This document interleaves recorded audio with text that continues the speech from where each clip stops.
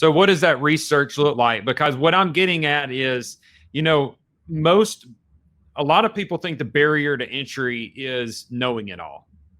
Outside of money, I would probably say would be the first barrier to entry. That is a myth that most folks have. But the second is, well, I've got to absorb all of this information before I can ever start.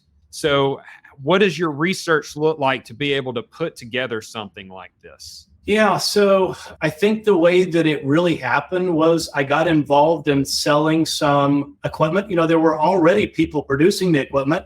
And what does every company need? They need people that can go and have relations and communicate with other people and help bring them transactions. And by doing that, somehow I got recognized and got an opportunity to travel to Europe and Asia and to, you know, be inside of hundreds, if not thousands, of manufacturing facilities. And as a result, I paid a little bit of attention to what I was seeing. I started developing some, you know, philosophies about lean manufacturing and how to be effective partner, and started sharing with them, hey, you know, what if you could do this? And I would go find a source that had, you know, some technology or a developer that was eager to make a solution and partner together. And pretty soon, I think if you read Rich Dad, Poor Dad, basically one of the principles was you don't have to be the smartest guy in the room. You surround yourself with super smart people.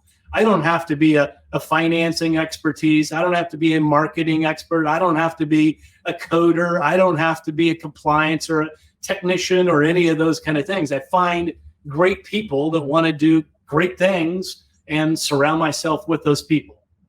So what I'm hearing is you just get in that industry so that you can identify those parts of the puzzle to complete your vision. Am I hearing you correctly? Yeah, I think that's perfect. You know, I mean, where I think it really kind of comes from is like, what are you passionate about?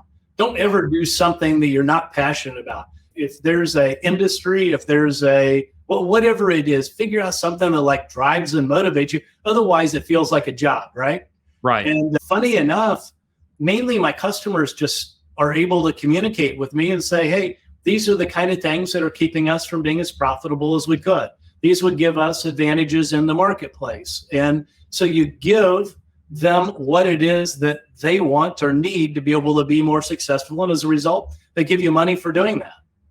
Yeah. So I made a post the other day on my social platforms, and it stated that if you solve problems, you're going to get paid. And if you solve big problems, you're going to get paid bigger. And I think that's exactly where the entrepreneurial spirit is. We say, how can we do this? And how can we do it more efficiently? Yeah. And then one of the most powerful books that I've probably read, or two that sit on the same topic, is Who Not How. And then also, I think it was Dan Sullivan had a co-author on Who Not How. And then Mark Evans, DM, Magician versus Mule. And it all talks about what you just stated. And it's the Henry Ford mentality. I may not know everything, but I've got a switchboard right here that I can hit a button and it'll connect me with someone that knows the answer. Yeah. And then that pulls us all the way back to the beginning of what you said, and it goes back to your network. Because then at that point, if you don't have the connections, if you don't know the individuals and you don't make the effort to get around individuals that are doing things, not individuals that are sitting at the bar every weekend, or that's, you know, sitting on the couch watching Netflix every moment that they get on downtime, but the individuals that are trying to create things, get around them. And the more of those that you can get around, the more ideas you get. And then the more connections you have so that you can pull together those ideas. And it all falls back to the network. I mean, I feel like the network is your relationship capital. Your network is where it all starts and where it all ends. Yeah, I think you've probably heard me say before, I throw out a simple line because I am simple. Your network is your net worth. I mean, that's really what it comes to. Funny enough that you brought up the principle. So our earnings are tied to the problems that we can solve for other people, right? And so if we say that, and so then our capacity happens to be how many people can we serve? Yes. And that really becomes it. So we keep expanding our network, and we, you know, approach it in a way to say, how can I help you accomplish something that you want? And as a result, you end up getting your desires in turn. It's very amazing. And that's why I love platforms like this, because you've got the one to many factor. I mean, this will sit on my YouTube. This will sit on my LinkedIn and my Facebook group page. And as long as they're active and people can come in and pull this resource. And so we won't even know what impact we've left in this interview right here, because there's no way to count how many folks have been able to view this and took away and implemented the strategies that they've heard on this. And then someone else watched them implement that. And now they're starting. It's a domino effect. So tell me this, Sean, how does people get in touch with you if they were interested in diving in more and networking and just starting to build a relationship with you better, follow your content? Where do they find you at? Nice. Well, I think it's easy to see on the screen what my name is. You can find me on Facebook. You can find me on LinkedIn.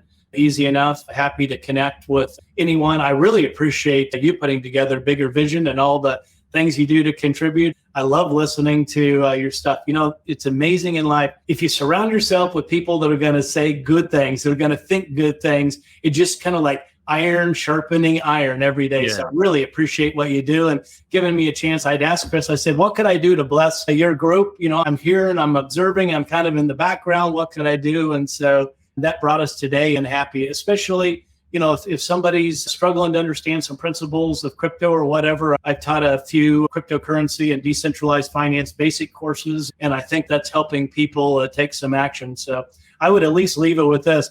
All the knowledge in the world does nothing until you take action.